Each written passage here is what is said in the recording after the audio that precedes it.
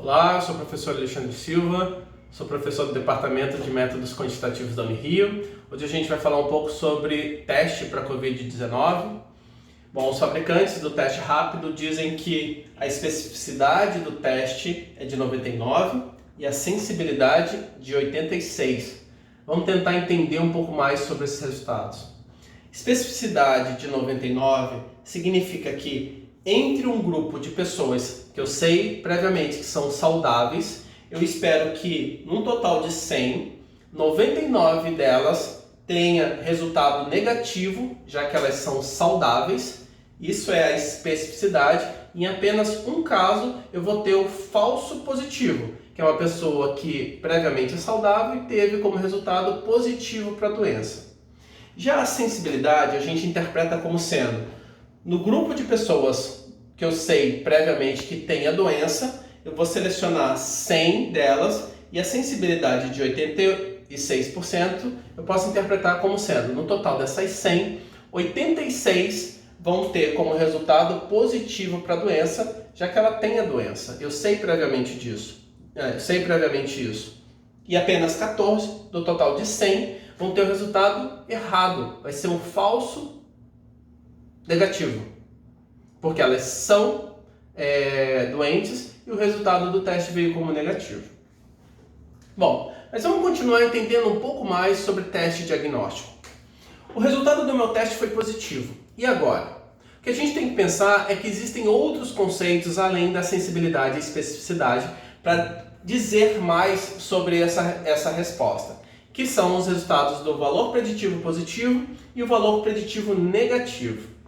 Na sensibilidade, a gente poderia interpretar como sendo a probabilidade do teste dar positivo entre os doentes e a especificidade, o teste dar negativo entre os saudáveis. E essas são características do teste.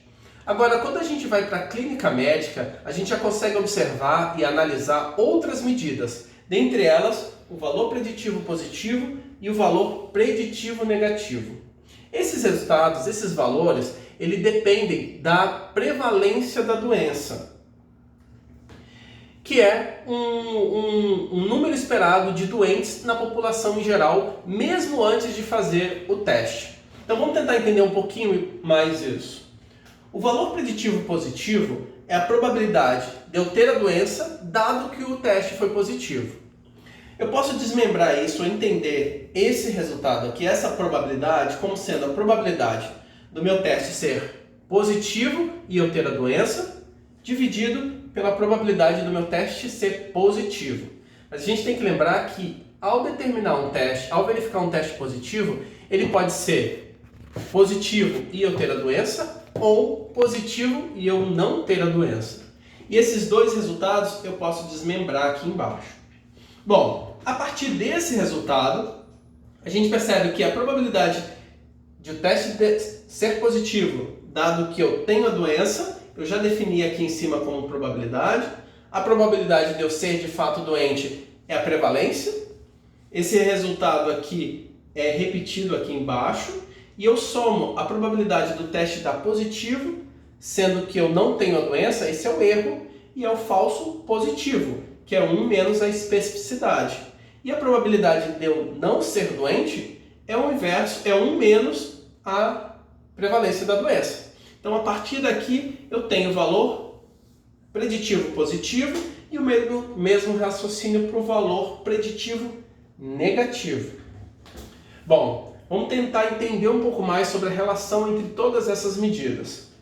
Quando eu tenho uma especificidade alta, o meu teste é altamente específico, o meu valor preditivo positivo, em geral, também é alto. Por quê? Quando eu tenho uma especificidade alta, eu tenho uma probabilidade, esse valor aqui, esse falso positivo, é um valor muito baixo. Então, essa razão vai dar um valor alto.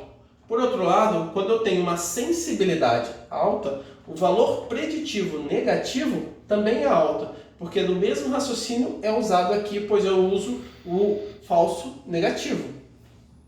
Bom, agora com relação à prevalência, quando eu tenho uma prevalência alta, o valor preditivo positivo também é alto. E isso faz sentido, pois se eu tenho uma prevalência alta, a doença está muito presente naquela região. Então, se eu tenho um resultado de doença, é bem provável que o teste seja positivo. Na verdade é o contrário, né? Já, se a minha prevalência é alta, o meu valor preditivo negativo é baixo, porque eu tenho pouca quantidade de casos ali, e se ele é negativo, é provável que eu não tenha doença. Para entender um pouquinho mais, a gente pode variar aqui o valor da prevalência, e a gente percebe que quando a prevalência aumenta, o valor preditivo positivo também aumenta. Nesse caso, quando a prevalência diminui, o valor preditivo negativo diminui.